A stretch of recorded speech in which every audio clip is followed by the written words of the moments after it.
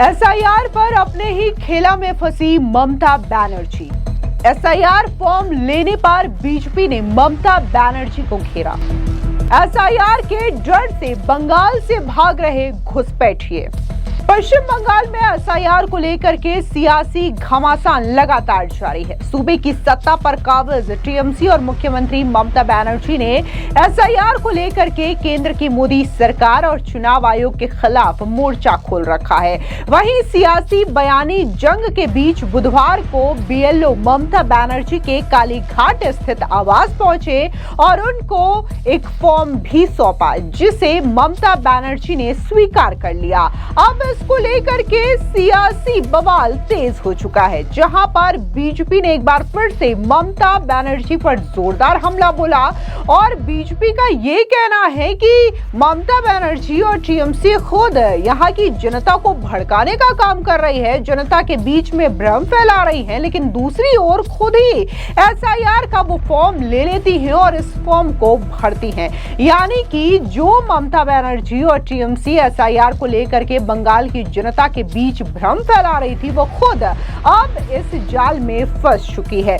सीधे तौर पर एसआईआर को लेकर के कई तरीके की बयानबाजी ममता बनर्जी और टीएमसी के नेताओं की ओर से की गई, जहां पर ममता बनर्जी ने यह कहा कि वो राज्य में एसआईआर नहीं होने देंगी, तो वहीं टीएमसी के कई सारे मंत्रियों ने यह तक बयान दे दिया कि वो टांगे तोड़ देंगे, खून की नदियां बहा देंगे। लेकिन अब खबर ये सामने आती है कि ममता बनर्जी ने खुद एसआईआर का ये फॉर्म स्वीकार कर लिया है। दरअसल टीएमसी के मुखपत्र जागो बांग्ला समेत कई मीडिया संस्थानों ने यह दावा किया कि ममता बनर्जी ने बीएलओ से व्यक्तिगत रूप से एसआईआर का फॉर्म स्वीकार किया।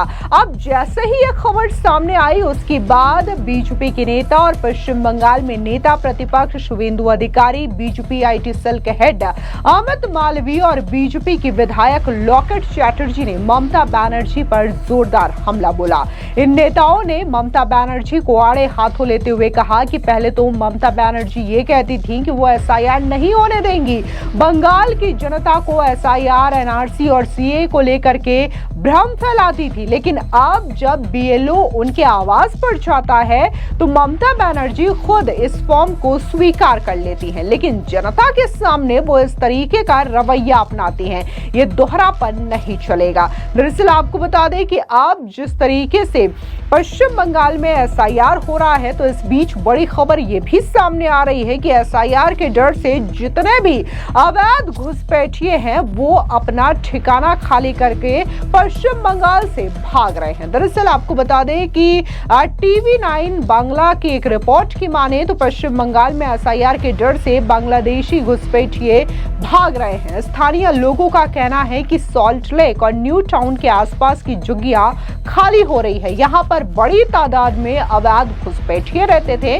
जो कि बांग्लादेश और रोहिंग्या से आते थे इलीगल तरीके से। अब बड़ा सवाल ये है कि ये जो घुसपैठिए हैं वो वापस अपने देश बांग्लादेश जा रहे हैं या फिर भारत के दूसरे राज्यों में जा रहे हैं। लेकिन बड़ी खबर ये है कि जितने भी घुसपैठिए हैं वो पश्चिम बंगाल से भाग रहे हैं। आपको बता दें कि जिस तरीके से अब ममता बनर्जी को लेकर के यह खबर सामने आई कि उन्होंने एसआईआर का फॉर्म स्वीकार कर लिया, जिसके बाद बीजेपी ने उन पर जोरदार अटैक किया, तो इसके बाद ममता बनर्जी ने एक सफाई भी पेश की। उन्होंने सोशल मीडिया साइट पर अपनी सफाई देते हुए कहा कि बीएलओ बुधवार को हमारे कालीघाट इलाके में आए थे और कुछ लोगों को एसआईआर फॉर्म दिया। वो मेरे घर में बने ऑफिस भी आए। उन्होंने परिसर में वोटर्स की संख्या के बारे में पूछताछ की और फॉर्म दिए। उन्होंने पोस्ट में आगे लिखा कि कई मीडिया संस्थानों ने खबर छाप दी कि मैंने अपने घर से बाहर आई और अपने हाथों से बीएलओ से एसआईआर फॉर्म लिया। यह खबर पूरी तरीके से झूठी, भ्रामक और जानबूझ करके किया गया प्रचार है। मैंने कोई फॉर्म नहीं भरा और जब तक हर बंगाली फॉर्म नहीं भरता तब तक मैं भी फॉर्म नहीं भरूंगी। अब जिस तरीके से ममता बनर्जी अपनी सफाई पेश कर रही हैं, तो वहीं दूसरी ओर बीजेपी लगातार ममता बनर्जी पर हमलावर है। बता दें कि पश्चिम बंगाल बीजेपी के अध्यक्ष सामिक भट्टाचार्य ने ममता बनर्जी को जोरदार तरीके से घेरा है। क्या कुछ उन्होंने कहा, सुनिए। कौन क्या बोल रहा है, इसलिए पश्चिम बंगाल की जनता और देश की कोई भी सामान्य जनमानस चिंतित नहीं है। एसआईआर एक संवैधानिक प्रक्रिया है। एसआईआर के तहत जो लोग गुजर गए, जो लोग अपने जगह छोड़ के चले गए, जो लोग हिंदुस्तान की निवासी नहीं है, उसका नाम नहीं रहेंगे वोटर लिस्ट। किसी भी विस्थापित हिंदू का नाम और किसी भी भारतीय मुसलमान का नाम जो इस देश को अपना देश मानता है, उसका बाल भी बांका कोई नहीं कर सकते। सारे विस्थापित हिंदू भारत में रहेगा और सारे भारतीय मुसलमान भारत में रहेगा। तृणमूल हिंदू मुसलमान के बीच में दरार पैदा करना चाहते हैं, दंगा कराने का, फसाद कराने का, एक भय की माहौल बनाने का कोशिश में लगे हुए हैं। 12 राज्य में एसआईआर हो रहा है, किसी राज्य में इतना हंगामा नहीं, किसी राज्य में इतना शोर शराबा नहीं। अब क्या चाहते हैं? जो लोग बांग्लादेश के निवासी है, पाकिस्तान की निवासी है, जो रोहिंग्याज है म्यांमार का, वो भारत में आए, भारत में रह जाए। ये लोग तो भारत की मुसलमान की रोजी रोटी छीन रहे हैं। केरल में जाइए, तमिलनाडु में जाइए, दिल्ली में जाइए, हरियाणा, राजस्थान, गुजरात में जाइए, जो हमारा भारतीय मुसलमान है, जो हमारा उत्तर 24 परगना का मुसलमान भाई है, वो लोग दिखा रहे हैं कि ये भारत के नहीं, ये बांग्लादेशी है, ये रोहिंग्या, और इसी का कारण आज हम लोग मुश्किल में हैं। लोग आज हमको संदेह के आंखों से देखना चाहते हैं। तो ये राजनीति ममता बनर्जी का राजनीति, हिंदू मुसलमान के बीच में दरार पैदा करने का राजनीति, दंगा की कोशिश करने का राजनीति, इससे पश्चिम बंगाल की जनता, देश की जनता का कोई लेना देना नहीं है। एसआईआर होगा, होकर रहेगा, और पश्चिम बंगाल की जनता चाहते हैं एसआईआर, पूरा देश में हो रहे हैं। ये एक संवैधानिक प्रक्रिया है और संविधान को कोई तोड़ना मड़ोड़ना चाहते हैं, संविधान को कोई फाड़ना चाहते हैं, तो संविधान भी उसे फाड़ के रख देंगे। वहीं दूसरी ओर एसआईआर प्रक्रिया को लेकर के जिस तरीके से इंडिया अलायंस की ओर से सवाल उठाया जा रहा है, तो इसको लेकर के केंद्रीय मंत्री चिराग पासवान ने भी करारा पलटवार किया। क्या कुछ चिराग पासवान ने कहा, सुनिए। भाई जरूरी तो ये लोग नहीं समझ रहे हैं ना, इन लोगों को एसआईआर जैसे मुद्दे दिख रहे हैं जिसमें ना सरकार का कुछ लेना देना है, ना हमारे प्रदेश के वासियों का कुछ लेना देना है। चुनाव हमेशा इन लोगों ने भ्रम फैलाकर लड़ने का काम किया है। आप देखिएगा कि विपक्ष की ये रणनीति का हिस्सा बन गया है कि जब जब चुनाव आएगा तो एक फॉल्स नैरेटिव सेट किया जाता है, भ्रम फैलाया जाता है, डराया जाता है। लोकसभा के वक्त तो बात की थी ना इन लोगों ने आरक्षण की, क्या बोल रहे थे कि आरक्षण समाप्त हो जाएगा, लोकतंत्र की हत्या हो जाएगी, संविधान खत्म कर दिया जाएगा। आज 1.25 साल से ज्यादा होने को आया है मेरी केंद्र की सरकार को बने हुए। आप बताइए प्रधानमंत्री नरेंद्र मोदी जी के नेतृत्व में किसका आरक्षण छीन लिया गया, कहाँ का संविधान खत्म हुआ, या किसकी कहाँ की लोकतंत्र की हत्या कर दी गई। तो बार बार झूठ बोलकर इस बार इन लोगों ने एसआईआर को मुद्दा बनाया, लोगों को डरा रहे हैं कि भैया आपका वोट छीन लिया जाएगा, आपका वोट खत्म कर दिया जाएगा। पर एक बार भी इन्होंने अधिकृत आपत्ति दर्ज कराना जरूरी नहीं समझा।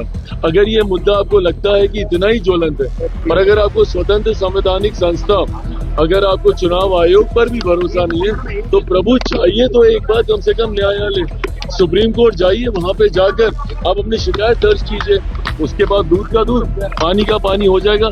पर सिर्फ झूठ बोलकर भ्रम फैलाना और लोगों को डराकर वोट हासिल करने की सोच, ये रणनीति गलत है। दरअसल आपको बता दें कि ममता बनर्जी पश्चिम बंगाल और 11 अन्य राज्यों में चल रही एसआईआर प्रक्रिया का विरोध कर रही हैं। उन्होंने 4 नवंबर को एसआईआर के खिलाफ कोलकाता में विरोध मार्च भी निकाला था। इस रैली में उनके साथ पार्टी के महासचिव और उनके भतीजे अभिषेक बनर्जी भी मौजूद थे। मुख्यमंत्री ममता बनर्जी ने कहा था कि अगर वोटर लिस्ट झूठी है तो केंद्र की बीजेपी सरकार भी झूठी है। एसआईआर को राजनीतिक हथियार के रूप में इस्तेमाल किया जा रहा है ताकि 2026 विधानसभा चुनाव से पहले वोटर लिस्ट में चुपचाप धांधली की जा सके। जैसे हर उर्दू बोलने वाला पाकिस्तानी नहीं, वैसे ही हर बांग्ला भाषी बांग्लादेशी नहीं होता।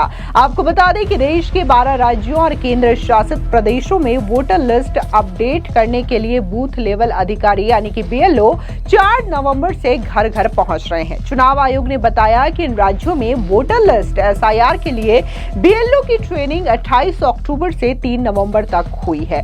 पूरी प्रोसेस 7 फरवरी को खत्म होगी। आपको बता दें कि एसआईआर में वोटर लिस्ट को अपडेट किया जाएगा, नए वोटर्स के नाम जोड़े जाएंगे और वोटर लिस्ट में सामने आने वाली गलतियों को भी सुधारा जाएगा, या यूं कहें कि ये जो वोटर लिस्ट है उसका एसआईआर के जरिए शुद्धिकरण किया जाएगा। बता दें कि इससे पहले यह प्रक्रिया बिहार में संपन्न कराई गई, जहां पर 65 लाख से ज्यादा फर्जी वोटर्स के नाम काटे गए और इसी को लेकर के विपक्षी दल पूरी तरीके से बौखलाई हुई है और शायद यही रीजन है कि ममता बनर्जी एसआईआर का विरोध कर रही है। तो वहीं पश्चिम बंगाल में बीजेपी के नेताओं का कहना है कि पश्चिम बंगाल की वोटर लिस्ट में कई सारे घुसपैठियों का नाम भी शुमार है, जिसके जरिए ममता बनर्जी और टीएमसी सत्ता में कायम है और इसी वजह से ममता बनर्जी को डर है कि अगर एसआईआर की प्रक्रिया होती है, वोटर लिस्ट को शुद्धिकरण किया जाता है तो इससे घुसपैठियों का नाम कटेगा और इसी की वजह से ममता बनर्जी